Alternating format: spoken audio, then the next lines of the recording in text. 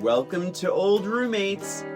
Today on the show, we revisit the 1987 classic, The Lost Boys. So, hang up your Rob Lowe poster, throw some garlic around your neck, and get ready to revisit The Lost Boys.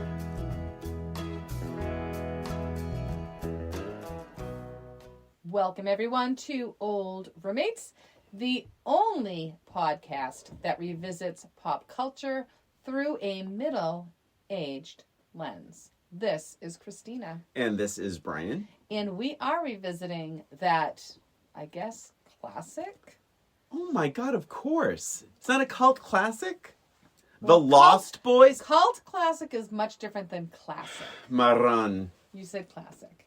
The Lost Boys, 1987, with a slew of these young, strapping boys. Jeez, Christina. They're minors. Kiefer Sutherland. Mm-hmm. I was going to say Jamie Gertz. Jamie Gertz. I love Jamie Gertz. Anyway, lots and lots of others. The Coreys. Yeah. But we are going to begin this episode as we always do. Brian, tell me your history with The Lost Boys. When was the first time you saw it? Oh my god. So, I don't think I was old enough to see it in a movie theater. But I'll tell you, I loved this movie. Interesting. And it kind of surprising for me because it's not really my kind of thing, the gore and horror and all that. But I definitely, when I was young, this was definitely a frequent rental.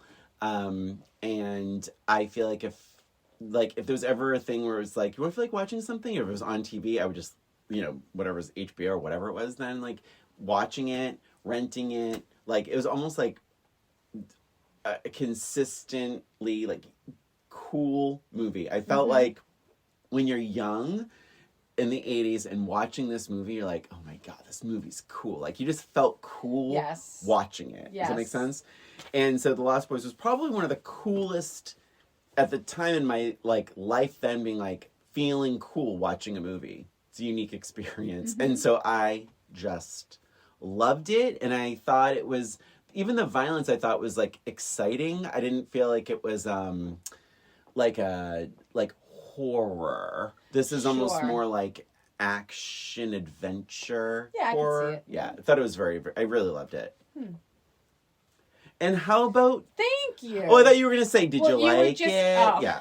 How about you, Christina? So when did the first time you saw The Lost Boys? I don't think it was in the movie theater, but I think it was pretty close to when it came out. Okay. So, I don't know. I don't think it was the movie theater.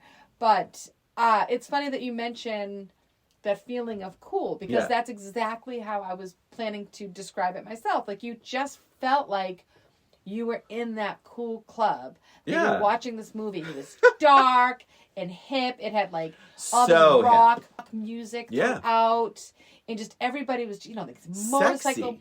Yes, sexy. But you said something interesting, because it was at first I made a joke about it, but it's as sexy as it can be for a bunch of minors. Right. Everyone's kind of slick and sexy, and it is weird in that way. Yes, you feel like you're in the in crowd somehow.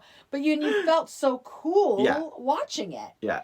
And I don't know what it is about it. Maybe was it the first vampire movie? Well, I think it did try with the teenagers as the main vampires? Oh, damn it. When was Fright Night? 85? Oh my gosh. So you're right. 86? Yes. But Fright Night, the teenagers weren't the vampires. That's true. The vampires were still old men, right? Older men. Yeah. They were the older men. But, I think this was, the first time that they had, the teenagers being the vampires. So I think that's part of it. Vampires, I think, generally are sexy anyway, right? Just that seductive part of that whole, they're biting your neck. They're, you know what I mean? They're sucking your blood. I mean, there's sexiness about that. But yes, I think that's part of why it was just a cool thing to watch it. I did I liked this movie. I remember really liking Jamie Gertz. I was never a big Kiefer Sutherland fan to begin with. And I think it was mostly because of the characters that he played. They were usually kind of... Mean? Yeah, just mean villains. Not a James Spader kind of character, but like, I don't know, just something about him I just never really loved. Yeah. But I really liked Jamie Gertz. And the Coreys were always just a bit too young for me. They were just a little bit annoying to me in general. I liked Corey Feldman probably better than Corey Haim. Okay. Probably because of like Stand By Me and things. I feel like he had better roles. But anyway, aside from all of that, I did like this movie, but mostly because it made me feel cool. Yeah, that's how I feel too. Yeah, that's it's really basically funny. why I liked it. When did you rewatch it? I rewatched it a few days ago. It was probably maybe 3 or 4 days ago. Okay. So it wasn't long enough to have it a little bit of a digest and think about it and things like that. I wasn't quite sure what to expect from it. I felt like it might hold up. Like I didn't... Sometimes I'm watching these movies and I'm like, this is not going to hold up. Yeah. But I felt like this probably would. I was happy to not remember a lot about it. I don't think I've seen it since the first time. What? Yeah, I think it was like the one time I watched it. I just don't know if I had that opportunity to watch it again. Carl reminded me that he's like, I think we saw this like outside in Brooklyn, like which would have been 10 years ago. So it's like, but I don't even remember it. But it was like probably like drinking and stuff. Yeah, I mean, it's probably more of a social thing, just having it there. But yeah, I mean, I watched this several times when I was like a teenager, but I haven't seen it in many, many years. So I think I was excited to watch it. Mm-hmm. I think I was like, oh, this should be really I mean, I can't imagine it being not fun. Right, exactly. I felt like it would be entertaining. Yeah.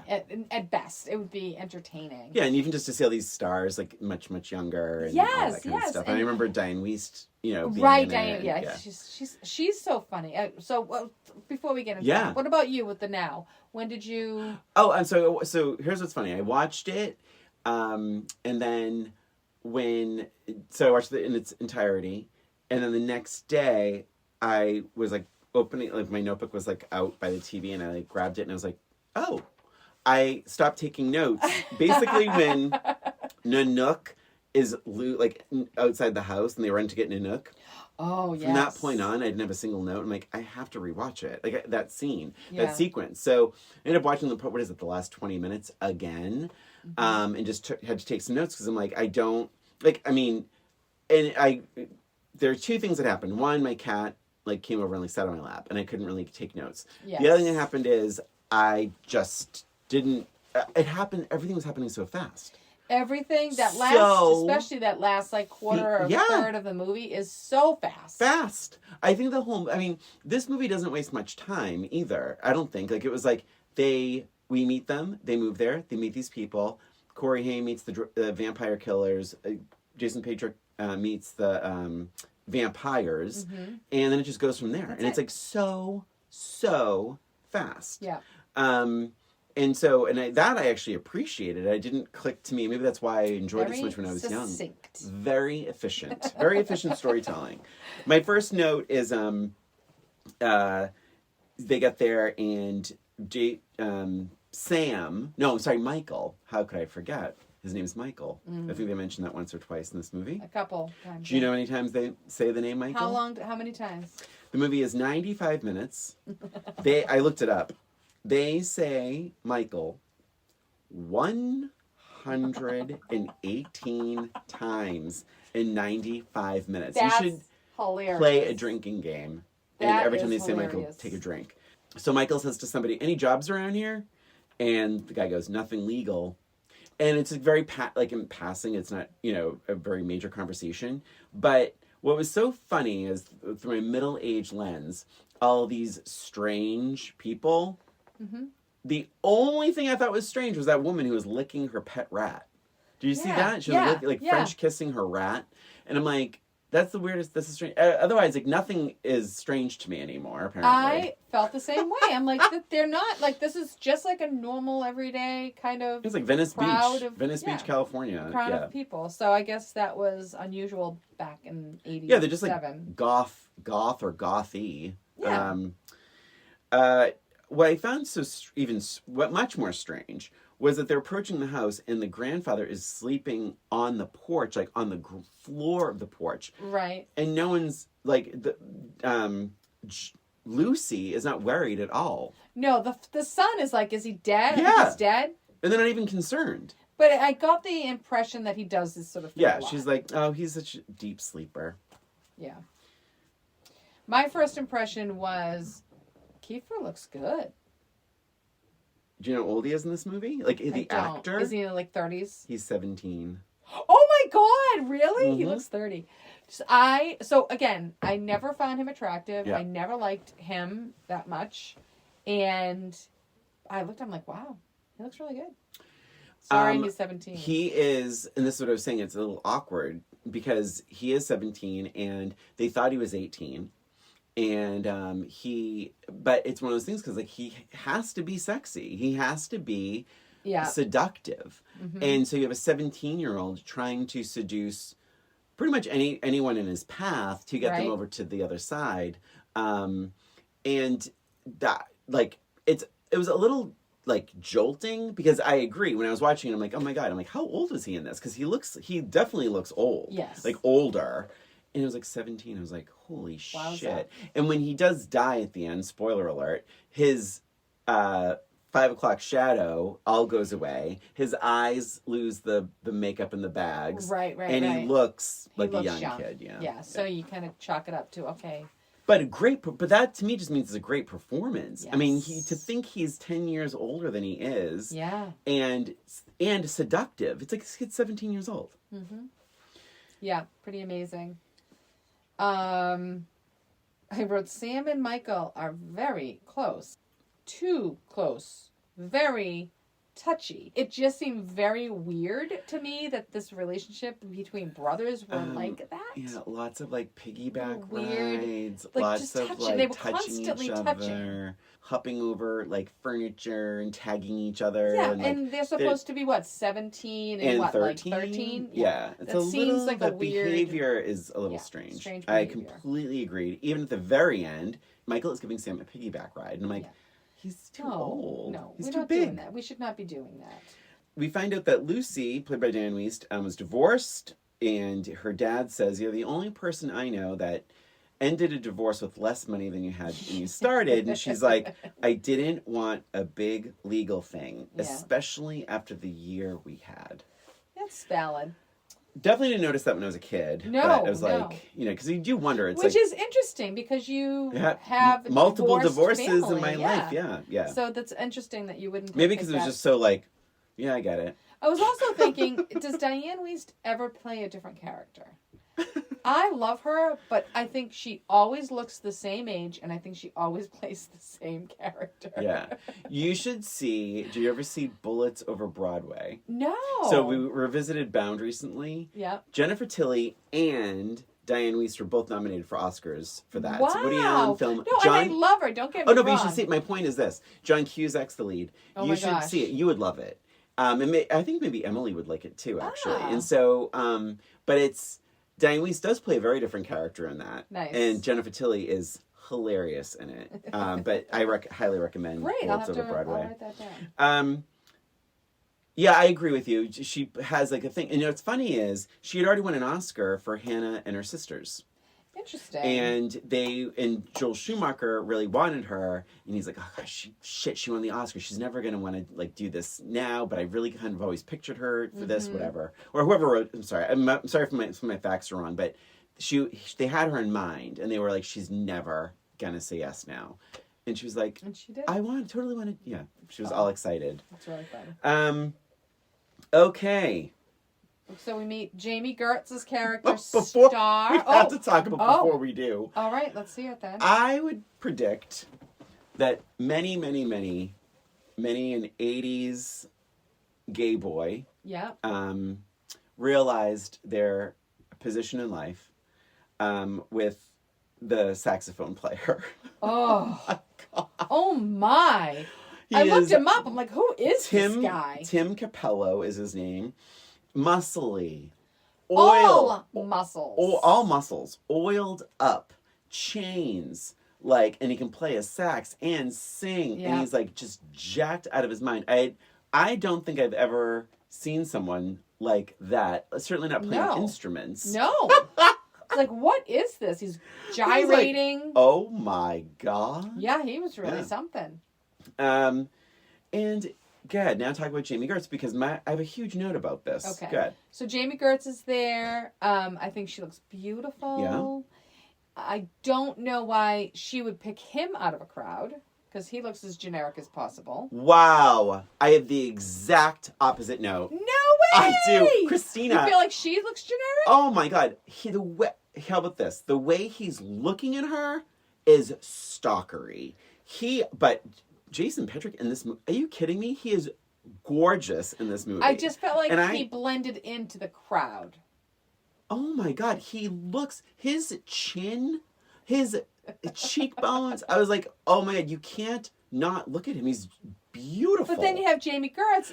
Everybody else is in black or gray. She has a white shirt. Little shirt. Yeah. She has the big hair. She noticed him because he was staring at her so intensely.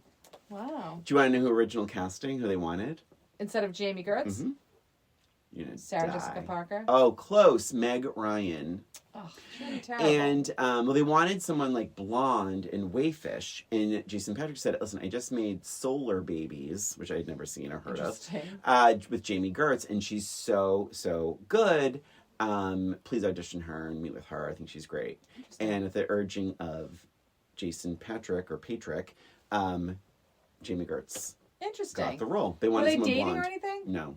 Did she date Kiefer in this? I feel like she was dating somebody. Oh God, I don't know. Yeah, I feel like she was dating somebody for some reason. And this is just a memory of like from 1989, so whatever. Yeah, that was 87. But that's so. 87. But that is so funny that is so. That we have the opposite note. I was like, why is he looking at her? I mean, he is. I mean, even in the shot, like he's so handsome, and she's just kind of like this like drugged out party girl. And what's really funny is I didn't realize he was in it. I'm like, oh my God, Jason Patrick. And I remember him mostly from, what was that movie with Jennifer Jason Leigh? Rush. Oh my God, he was that so movie. Good. We should revisit that. That would be a good movie to revisit. That was, we should do that, actually. God. Put that on your list.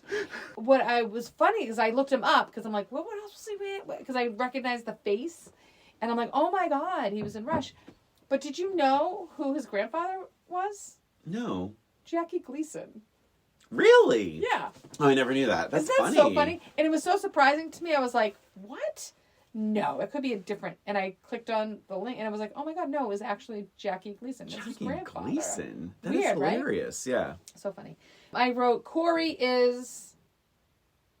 And that's where I ended my note. I have no idea what I was going to write. What were you going to say? What do you think you were going to say? I do not know. And I don't even know which Corey I was talking about at this point. Oh, of course. I mean, so Corey Haim. So after I wrote Michael obsessed much, he was staring... Oh, it must be about Sam. He was staring at Star, Jamie Gertz, so... like, it was, like, a little disconcerting. Well, he kind of followed her, too. Yeah, that was a little off. Corey Haim, I wrote, Corey Haim is dressed... like Blanche Devereaux, and he just keeps dressing that way. He has, and even his hair's all up and coiffed. He has earrings. Yes. He has like very flowy, colorful, like things that are unbuttoned down to his essentially chest. So and I'm like, he is wearing like Blanche Devereaux clothes. Oh my gosh! Spoiler alert. Uh-oh. Corey Haim drove me fucking crazy in this. Really? I thought he was so obnoxious and annoying. Really? Yeah. Funny. Or maybe it's more the character than him. Okay. I'm at the mercy of your sex glands, huh? Like, who wrote that line? Who wrote it and approved it? It was written by 3 people. Janice Fisher. Not as many as Stepmom. Oh Janice Fisher, James Jeremias, and Jeffrey Boehm. Oh my gosh. I said that these murders aren't very subtle. Please, Rip the roof off of cars. Yeah. I liked the movie, but I was very confused about, it seems like there's a lot of murdering going on. They're very obvious murders. There's a lot of destruction, and it feels like nobody cares. Christina, my note, where is it?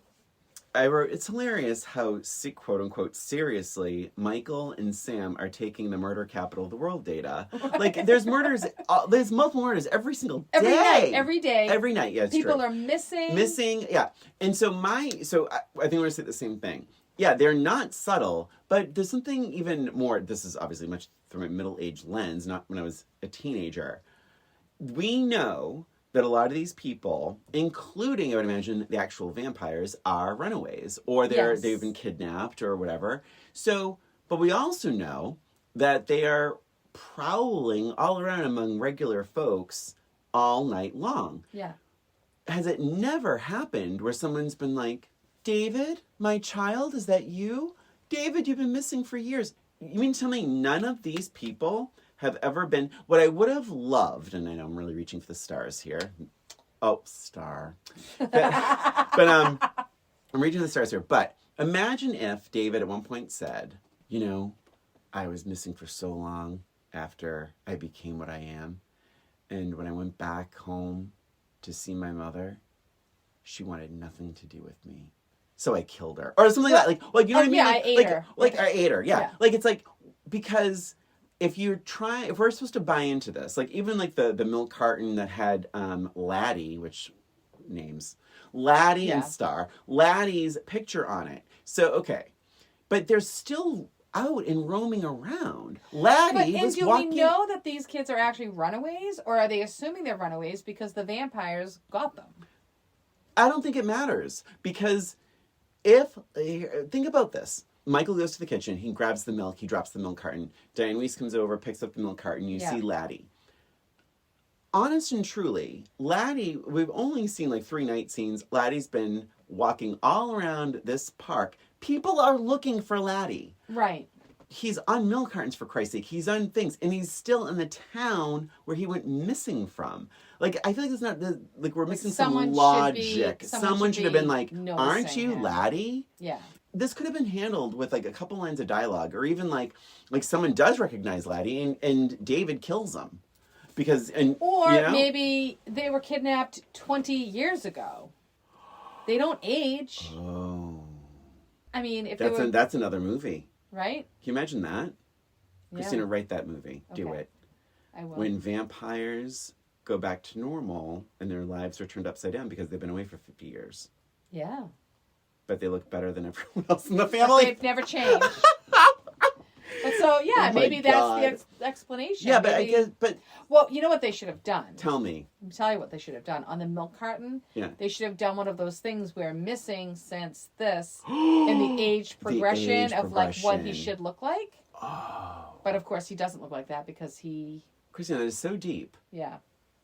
But he's also still just a half a vampire, right? Right. So there's that whole thing that I missed when I first saw it. So they're not actual vampires yet because they haven't had their first kill. So they don't become actual vampires until they have their first kill. Right.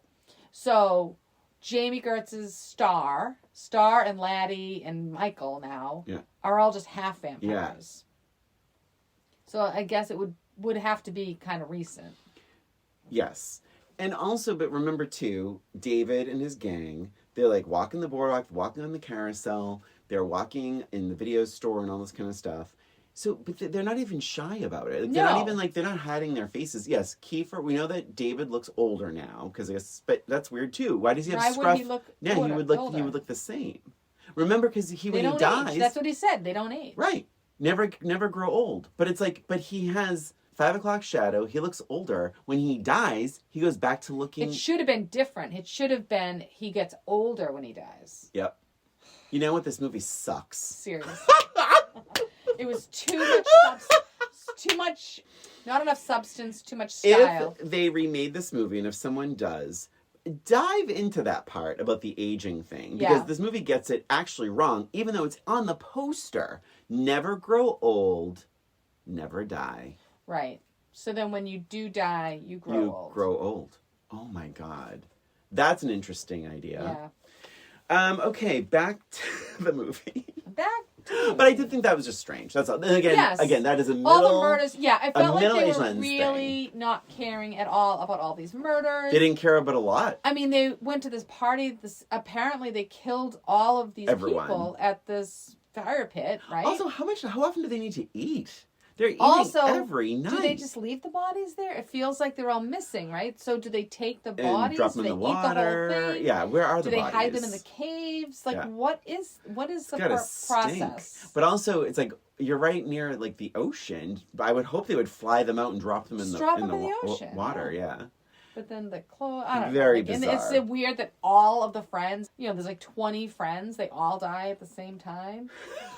Like, I mean, for all the 80s movies that we've watched where there's those fake news reports and fake newscasts, like, I would love to see that news story. Give us a news story. Well, ladies and gentlemen, here we go again.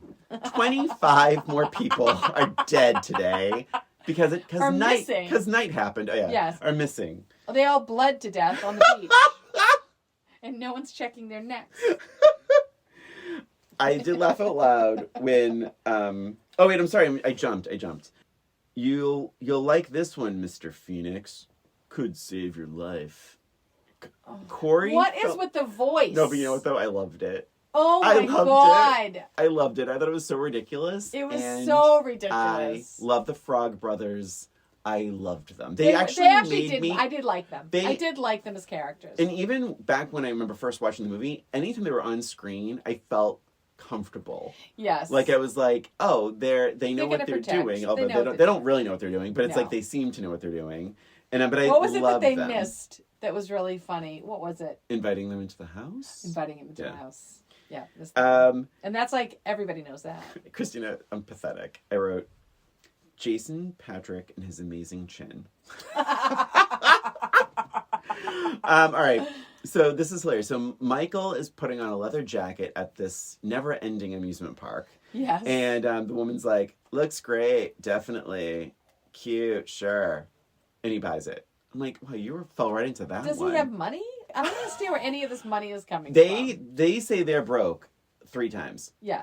Yeah. That's what I'm talking about. And now, at the end, they're homeless. I mean, the house is destroyed. I digress. She's not going to be able to live with Max. I laughed out loud when David, played by Kiefer, says, Michael, you know where the bluffs are? Past Hudson Point?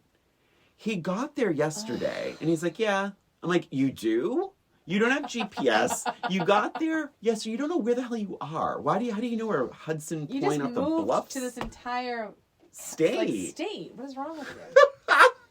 Oh my goodness. I'm like, David, he got there yesterday. Yeah. The maggots and worms things are so gross. So effective. Yeah, really good though. And the whole I kind of like that whole seduction between Kiefer and Michael. Yeah. Because I don't know, you just see it. You just see how he's like hypnotizing him and he's just so seductive about it, but not in an overtly sexual way.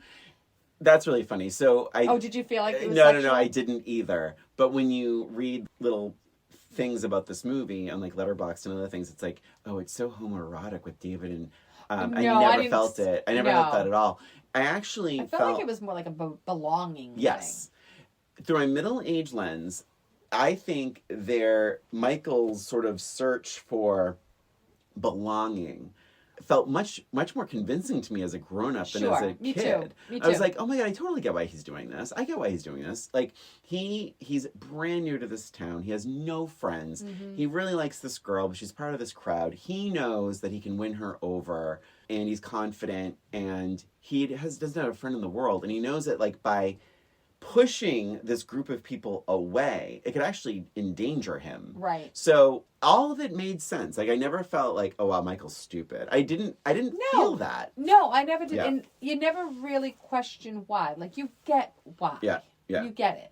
Especially as an older person. Yeah. Let's talk about some of the decor in Sam's bedroom. The Rob Lowe poster that I mentioned in the intro. So this is interesting. It has not been proven, but Joel Schumacher is the director. He is he passed away, but he was an out gay man. People have pondered if Sam, Corey Haim's character, is gay. Okay. He some of his clothing is a little flashy and flamboyant. He has a poster of Rob Lowe exposing his torso on his actually on his closet. Okay. Oh, he has a huge poster of Molly Ringwald in his room. He wears a lot. Again, like he has the earrings, the blonde highlights in his hair. Well, didn't you have that as well? If I remember correctly, you used to have the tips. And I was gay, or I am gay. Right, that's right. Yeah, so it's like, I guess it's proving my point. So it's like, could Sam... Did he have one earring? Maybe one earring. Because back then, literally, oh my God, it's so funny that we were talking about this. Last night, Matt and I were talking with Emily about, like, kind of being gay and when we were growing up and how, right now it's a lot easier for kids to be gay, I think. But come out at least. Mm-hmm. And we're like, yeah, no, it was a lot harder back then. Like, it wasn't as accepted. And we were saying how if you were gay, a lot of gay boys would have one earring in the right ear. And that's how you could tell that they were gay. Or like clear nail polish. Yeah. I don't think even boys. I think it was like men. Because I think because you wouldn't want to be identified as gay back then. True. Yeah. True. But that's so funny that we were just literally talking about this last night. Yeah. So anyway. It's really tricky because when I first moved to New York, I was volunteering at the Gay and Lesbian National Hotline, which sounds very provocative, but it was really a helpline. And the things we were never supposed to say, come out.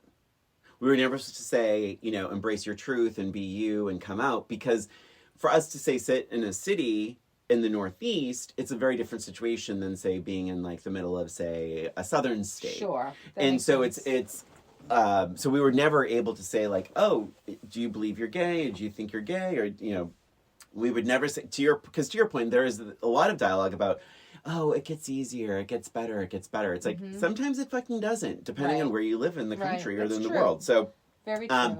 But with Sam, he is in California, and we see a lot of different like lifestyles, even in the first 2 minutes. So it's like, he's very comfortable with his fashion and his personality and his like, but he never talks about a girl. No. Not ever. And he's still a little young too, right? Is he? 13. He's going through puberty, 14? And he's like he's taking a bubble bath. Oh, I have that as my next. And note. Singing and like doing little falsetto sounds. And he's taking a bath. How old is he? Also, it's like aren't the lyrics like I ain't got a home? It's like I ain't got a man, and it's I think the lyrics are like kind of funny too, and it's like, oh, maybe he is like the first real teen gay character where the gay isn't even an issue. It doesn't even matter. Yep, that's excellent point. Anyway, was Corey Haim gay in real life? No. So my next note is about Sam, actually. Let's hear it. Sam is quickly becoming a contender for most annoying character for the Roomies. Really? Yeah. I have a Roomie nomination already from this movie as well. You're not going to like it. What is it? I don't think she's necessarily bad. I do think Star, played by Jamie Gertz, I think is one of the weakest female characters that we've ever experienced in an 80s movie in this podcast. I totally agree. What is her point? What does she do? Point. All she did was, because she's pretty, she lured Michael into this lair of vampires. That's it. And she didn't even have to do anything. Stay away from Laddie. She protects Laddie. Right. Like, I mean, she's like a babysitter? And like, at one point she says, I tried to warn you. And I'm like, really? I think you whispered, you don't have to. That's, like, I think she said 4 words in a whisper before Michael drank David's blood. I'm so glad you brought this up.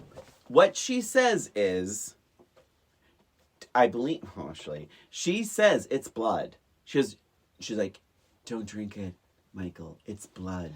Oh, right. And then later on he says, that wasn't wine in that bottle. It was blood. It wasn't like, Dick, she told you She it told was. you. She But it told was, us I mean, in his defense, they were also... seducing him. But it was also right after the maggots and rice situation. Good the point. worms and noodle situation. And now he's saying, oh, it's blood. Yeah, right. Sure, it's blood. Good point. Yeah. Oh, very watery blood, if you're looking in that bottle carefully. Oh my God, it was not blood. Yeah, it's like Kool-Aid. No blood in my head. So I am shocked at your hatred of Sam. It was annoyance. He's like a 13-year-old kid. I know. He didn't just annoy me. annoyed me so much with all of his talking and his little one-liners. I just don't. Yeah. Listen, I struggle from a middle-aged lens with anyone who is making one-liners when their lives are in jeopardy at every turn. Yeah. Like it's like death by stereo. Yeah, so stupid. He got a little bit better towards the end, but at this point in time, I was like, oh my God, this kid needs to stop talking.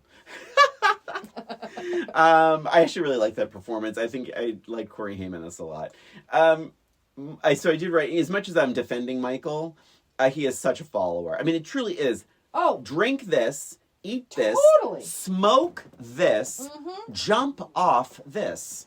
Yeah. He fucking did everything. Did everything. So fun fact, and I believe this is real, that every time you meet those 4 vampires, you meet them in the order of which they die as well.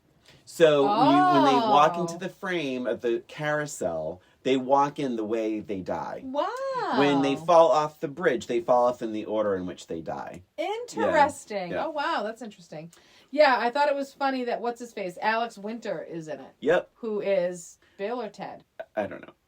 He's he's with Bill or Ted. I think I've never seen him in anything else. Oh, funny! I think it might be his first film. But he was really good. Yeah, I really liked him. He was just crazy enough. Yeah, I thought he stood out as a vampire. Yeah, he has a good face. Yeah, for being he's a great kind of crazy creepy. Face. Yep. Yeah. Okay, so I don't know how many days have gone by, but Lucy says to Michael, "No, wait.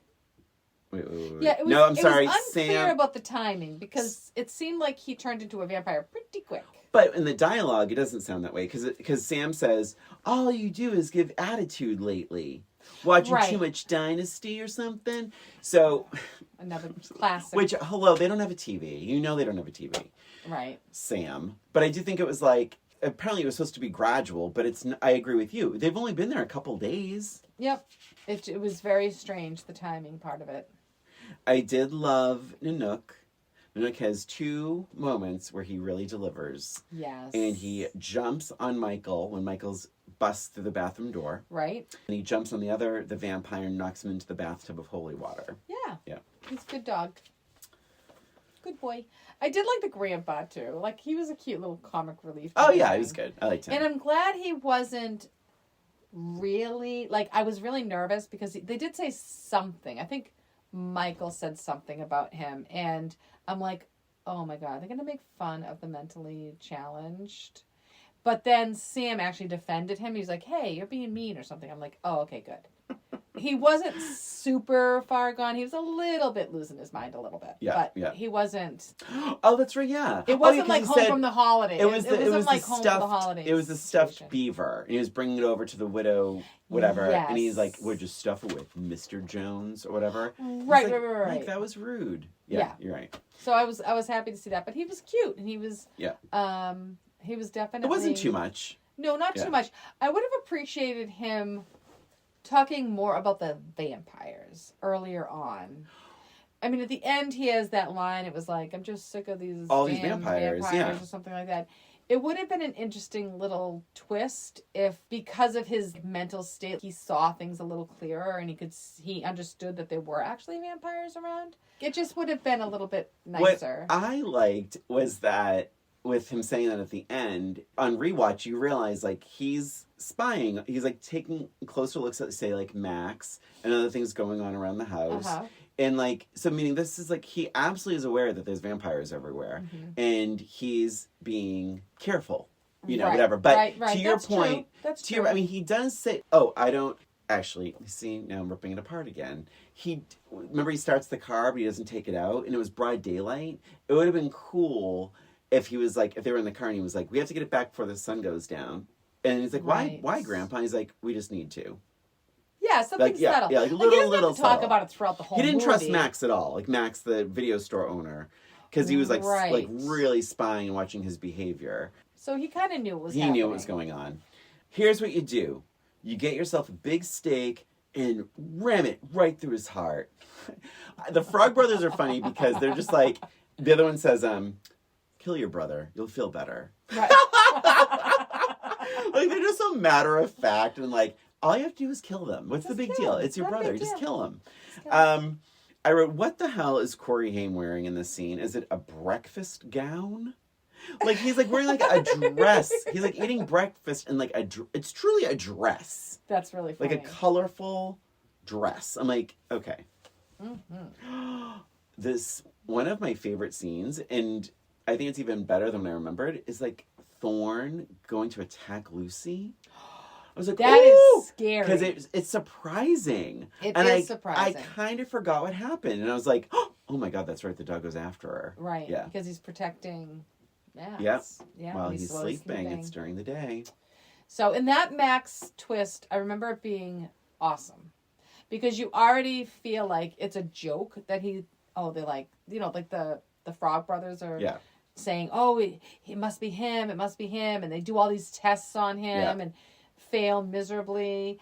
And then at the end, when Kiefer dies, you think it's over. Yeah. And she's like, I don't feel any different. Yeah. And then you're like, well, what other characters are there? And you're like, oh shit, no, it can't be him. And you're like just really confused. I loved that twist. It was a great twist. Yeah. Really, really great twist. And then when he's like, well, when you invite somebody, invite me in, you're powerless. I did love how calm he was. That's a vampire That's for what you. was, yeah. That is a vampire. Lucy, I'm sorry. My boys, but David and my boys are blah, blah, blah, blah. Boys need a mother. And like, he was so matter of fact and calm. And then when he becomes the vampire, who does he look like? He looks like Chris Sarandon from Fright Night. Oh, that's so funny. I thought he looked like Jack Nicholson. Oh, funny. I felt like the special effects were very similar to Fright Night. Yeah, I have some issues with a couple of special effects, but all in all, though, let's they're pretty good. See. I won't come in till you invite me. You're invited. And then Star, can I come up? And she just like comes up. Yeah, why? Right. So was she able to come in the house even though she was a half? Well, she flew into the window. But like I thought they couldn't go in unless they were invited. Or was it they couldn't? Usually, in my vampire knowledge, Okay. a vampire cannot enter your house unless he is invited. But that did not work in this movie because they all crashed through. The fireplace. So they changed it around a little bit in that they're saying if you're invited in, then you're powerless. That whole thing wouldn't have even been able to happen because you wouldn't have been able to fight the vampires because they would be powerless, so that they would be able to kill you. So the way that they have it in the movie, that they changed the entire rule. So someone needs to remake The Lost Boys and just like follow the rules. Follow the rules, Yeah. and then they wouldn't be able to kill them in their house. That would be the difference. My God, my brain hurts. I know. Really, Okay, it's scary. why the hell would they tie Nanook to the fence so Oh far my away from the God. house? Like, let the dog run. It's a fence. Seriously. Come on. That's not nice. I just wrote that it was interesting because the first 3 vampires, if you count the one that was in the cave for Alex Winter there, it took them forever to die. Yep. And then I felt like with David dying, it didn't take any time at all. Did you notice that at all? I mean, if you think about the fight as him trying to kill David, Yeah. but in terms of actually dying, The actual yeah, dying, it's it was nothing. Like, took no time at all for him to die. well, you know what they say: no 2 vampires die alike. Is that what they say? Yeah, this Is is that in the movie. Is that the new... It's another rule. Oh, I didn't know that. Some will scream, some will implode, some will explode. Interesting. My issue with the deaths was like, why on earth did all the blood have to start bursting out of Oh my every God, in the plumbing? so stupid. It was so dumb because I was like, first of all, it didn't even look like blood. It was like brown and purple. Well, certainly Like, wasn't the blood that he drank. Right. And so it's like, you're kind of watching and going like, and this, first of all, it doesn't even look like blood, so it's not really that disturbing. But then when it ever broke the toilet, I'm like, so stupid. I don't even understand why this is happening. Why? Plumbing doesn't work that way. No, it doesn't work that way. I think that was just for effect. So So Max, did you recognize him? Oh yeah, from Overboard. Yeah. One of your favorite movies. One of my favorites. Grant Staton the third. I did write, once they start screaming for the dog, I feel like the screaming and the yelling and the explosions and the crashings never stop. And that's when I had to go back and watch, because it was all happening so fast and non-stop screaming and yelling and yelling. I commend you for rewatching it. Okay. I wrote, I may be too old for this type of movie. Oh. It is really dark, loud, and messy. Yeah. Yeah, it's pretty messy. I mean, I did like the idea of like the holy water and the squirt guns. That was really smart and funny. But what I didn't understand though is that like, okay, so Michael is having this standoff with David, Kiefer Sutherland. Yes. Kiefer Sutherland is somehow able to fly several times without Michael seeing him and punching him in the face. You don't see a 6-foot tall man flying I thought he turned down. into a bat. Then show the bat. Right. It makes no sense otherwise. That's how I interpreted it. But yeah, it doesn't make sense either way. Because, to me, the scene where there's the big campfire, the bonfire, and they go out and kill all those people, I thought they just flew right over. Because they're grabbing people. I think they can fly. Like they were like biting into people's heads. Yeah, they weren't bats. When they were, that's what I'm saying. You said he thought. No, when he was fighting with David. David. Michael. You thought he turned into a bat. I thought maybe I gave him the benefit of the doubt. I did not. Okay, I didn't. Okay. Why did Laddie just suddenly freak out? I don't understand Laddie. When Laddie just freaks out and bursts through the mattress and like tries to kill them, I don't. Because it was feeding time? I don't know. Yeah, I didn't understand that either. Understand. And why doesn't Star freak out and turn her... Why doesn't her face change? You never see anything. God forbid. Right. God forbid Jamie Gertz looks unattractive in a movie. I tried to make you immortal. You tried to make me a killer. So, this is my note. So, was David just a runaway too? Yet he was always walking around the theme park? My next note is the very end. I don't have any more notes. Dad, Lucy, Dad, are you all right? Besides needing a new fucking house, I'm sure he's fine. Right. You moved in a week ago, and now he doesn't have a house. God forbid he goes to the fridge and like drinks a Coca-Cola. Although someone wrote in Letterboxd, they thought it was blood, that he was a halfway vampire. Oh. And that's why he sort of locked himself away. And maybe that's how the widow is a widow. They had a little theory. That's interesting. All right, Christina, the big question. More, less, or about the same on rewatch? I am going to say about the same. Same. Yeah. It still felt cool. Yeah. But, I had some problems with some things, but then it was fine. It's about the same. Yeah, I think I have this... I loved it back then. And I do think a lot of it really holds up nicely. I think so, too. I still think it's cool. But I think, I still really found this entertaining. I thought it was fun. It was fast. And it's quick. That's the other thing. There's barely time to hate it. Or even poke too many holes in it, although we just did. But right. It's but it's also, I found it, even when it was a little, sure, it was fun. It was still in fun ways that pushed the story along. So it's am I going for realism in a vampire movie? Not really. Right. So there's a lot of forgiving. You have really, to, yeah. I still think it's really worth watching. I think it does hold up. It was a good time. Yeah. One thing about the closing credits, there's the song, and I didn't research this, but did you hear the song? It was "Don't Let the Sun Go Down on Me." Oh, interesting. Yeah, it was sung by Roger Daltrey. Oh, from The Who. Yeah. Budget $8.5 million. Okay. It made $32.2 million. That's not surprising. It's almost 4 times its budget. Again, Meg Ryan for Star was the original thought there. This film was shot in 21 days. That's pretty remarkable. Oh my goodness, with all that destruction and all that? Funny you said that. The longest scene to shoot, which they were obviously working off on their own, was the death by stereo. Interesting. To get him to explode, all the electrical, blah, blah, blah. why was Rob Lowe on the door? So Joel Schumacher had directed Rob Lowe in St. Elmo's Fire right before that. And I guess wanted to have the poster in the room. And the name Michael is said 118 times. That is really funny. I have a match game. I have an FMK. Do you want to do your FMK first? Sure. This is not going to be a good one for you. I'm so sorry to say. And I'm just going to say, we'll just assume everybody is of age. Okay. Okay. So FMK, we have Sam, played by Corey Haim. David, played by Kiefer Sutherland. And Max, played by Edward Herman. And I still don't know what you're going to do. I wrote down what I was going to do. What I would do. I'm going to say... Good Lord, this is a tough one. I think I know what you're going to do. Hold on.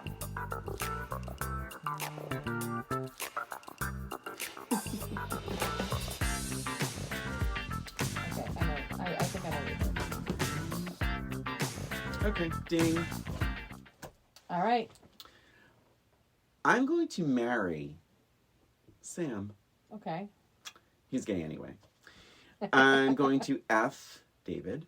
Okay. And I'm going to kill Max. Yes! That's what I said. Yeah, Max is just creepy on so many levels. So what do you think I would do?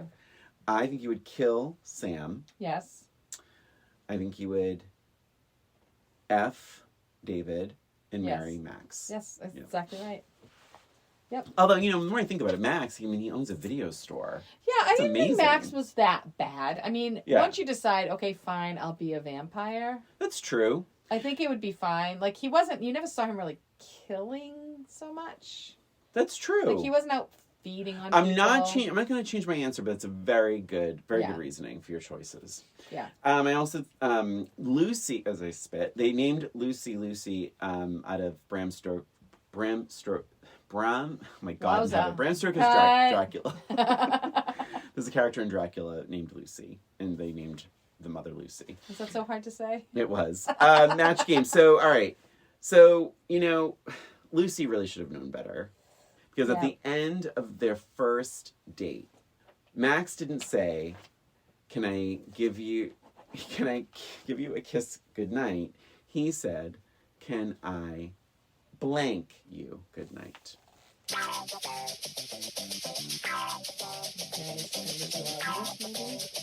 It's between two answers, really. Ding. Ding. Well, one's a little cruder. Yes, I know. Are you going to be crude, Christina? No, I am not. Can I give you a blank goodnight? Can I give you a bite? Yay! Either that or suck. Right. Yeah. That would be crude. Oh my God. Very nice, Brian. Easy peasy. Easy peasy. And that was The Lost Boys. And I did have to rent it from the library. I also rented it from the library. But one thing I want to say, so there's a couple of DVD versions of this, and I got an old one because I read in Wikipedia that there's a 2004 or 2007 edition that has deleted scenes. My DVD... Oh, mine did not. Did not have deleted scenes. I would have loved deleted scenes. Yeah, mine didn't. And mine, it's so funny. Usually I'm sitting down and I'm like, okay, I'm ready. I have my notebook. And I put it on and then press play. And all this, right? And then I select, whatever. Yeah.